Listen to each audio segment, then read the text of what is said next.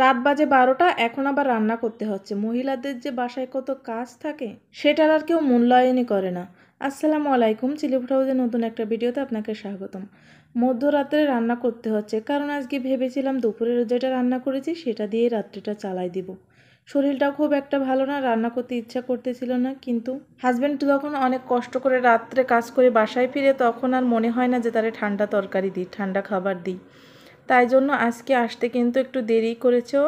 আমি ঝটপট করে মাছ ছিল ফ্রিজে, সেই মাছটা আমি ভাজতে বসিয়ে দিয়েছি আর কিছু আলু কুচিয়ে মশলা দিয়ে কষিয়ে টমেটো দিয়ে চচ্চড়ি করব। মেয়েদের জীবনটা কতই অদ্ভুত, তাই না? রান্না করছিলাম আর ভাবছিলাম যে মেয়েরা সারাদিন সংসারের জন্য কত কাজই করে, আর দিন শেষে বাড়ির বউরাই কিন্তু খারাপ হয়ে যায়। তবুও সংসারের প্রতি মেয়েদের কত টান, কত মায়া।